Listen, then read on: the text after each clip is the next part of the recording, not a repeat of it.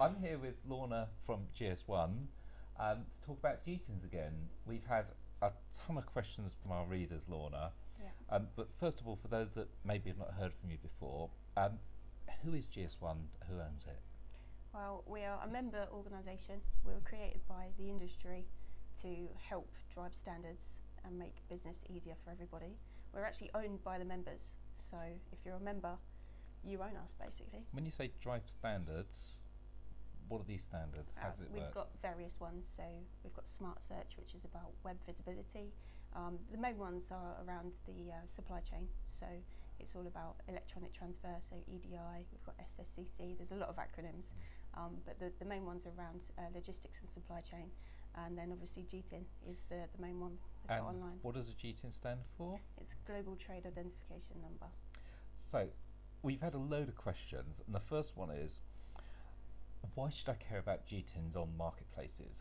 Do they really make a difference to search engine traffic coming to a marketplace? Well, for obvious reasons, we can't actually control what a marketplace does, what a search algorithm looks like, and what SEO, how that is made up basically. But what we do know is that all of the search engines are actually adopting this as a standard. They are looking for it for product data and to track a product within their system. So obviously SEO doesn't have one single magic wand that you can do for search ranking. It's all about ticking every box that you can, and GTINs is obviously a requirement of that. So we know that it will help your visibility.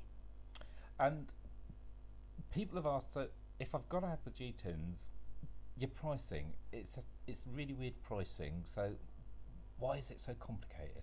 Well, it's actually signed off and agreed by our members every year. So Really? Yeah. So, but we know that the changing demographic of our members is predominantly driven by marketplaces. So it's something that we're looking to address in this next year. It's on our roadmap.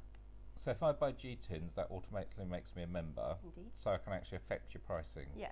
And obviously my role as industry engagement is to find out what the members are wanting to know. We're looking at setting up a marketplace steering group, so any of our members, I would urge you to get in touch with me. So marketplaces, people are asking, I don't even want to buy the GTINs, why can't the marketplace just buy them for me and have done with it? It's not really up to the marketplace to buy the GTIN. It's the product owner should be owning their product and therefore managing the product data. Yeah, but Lorna, I've got retailers that say, yeah, that all sounds great, but once I've bought a GTIN, other retailers are using it, so why should I be the one that pays and then other retailers get it for free? If you're the product owner, then you buy the GTIN and therefore you're selling it. If other retailers are selling your product, then I would make the assumption that you've allowed to other retailers to sell that product. So really, you're saying it should be whoever the manufacturer is that buys it? The manufacturer should be the one that allocates the GTIN and licenses it from us, but it's slightly different when you've got someone like a white labeler. The white labeler is the person that needs to so if I'm license the GTIN. branding my own products from a white label, then I've probably got to buy them. Yeah, you're the one that's going to need to license them. And if from another us. retailer also white labels a similar product, should they buy a separate GTIN? If the product is different, and obviously there'll be something that makes their product unique to them, then yes, they need a separate GTIN. They shouldn't be using mine. Definitely not. For products that have already got a GTIN, so manufacturers already got them, Yeah. how do we check them? Is there some sort of centralised registry that people can access? We do have a centralised registry. It's called Gepier. It's accessed by an app or by our website, and it's GTINs and matches it to an organisation. So while we're on about talking about matching GTINs, someone asked the question on Tamebay. I've got custom handmade products. Maybe it's something like a t-shirt and I've put my own print on it or something. Someone else is selling a similar product with their own design on it, but they started using my GTIN. What do I do about it? If the products are different, it shouldn't be using the same GTIN. So you need to go to the marketplace themselves and address that with them. We're obviously in touch with Amazon, and they said that this is a high priority for them. They're looking to clean up their catalogue, because obviously if you're getting a different product than what you're expecting, it's going to ruin customer trust and therefore the sales on that marketplace. So someone that is using a GTIN I've bought for my custom product, then I can or should be able to get the marketplace to stop anyone else using it. Yeah. Okay. Really good question next. Someone said they bought GTINs not from GS1, but maybe they bought them on a marketplace or on some website. Yeah. and now they actually they've got GTINs now from you, can they update their marketplace listings with the correct GTIN? Yes, obviously if they've been bought from a reseller, then there's no guarantee that they're going to be globally unique. So that's the one thing that GS1 can offer. You can actually update your GTINs. So with Amazon, your product needs to be registered with Amazon brand registry, and then you can change your GTIN number over. And eBay, it's even easier than that. You can just change the GTIN number on the listing. So I can get them updated. Yeah.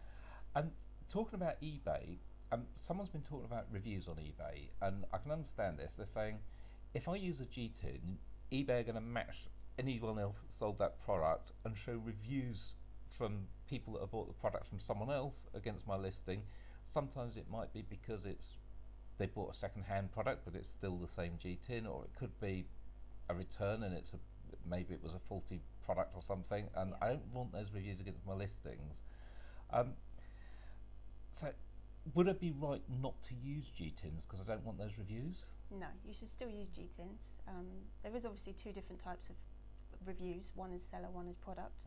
The product review should be for purely product only. If there's any seller or anything else on there that isn't totally around a product, in a new condition usually, you need to report that to eBay. There is actually a little box on the right hand side of each review. It's an exclamation mark. You click on that, report it, and you put the reason why you want to report it. From what I've seen on eBay, they're actually starting to pull in reviews for that product from external websites as well. So it's not going to be just about other sellers. It should be about that product as a core. So potentially there might be actually some quite good reviews from somewhere else coming in. Yep. Okay, Lorna, we've run out of time, but we've not got all through all the questions. But No. understand you're going to supply some answers to the other questions that are asked on Tamebay that we Yes. can put beneath this video. Yep, they're all getting added into our frequently asked questions, so they'll be there ready for you. Brilliant. Thank you for that. This is Lorna from GS1 talking about GTINs. Thanks for your time, Lorna.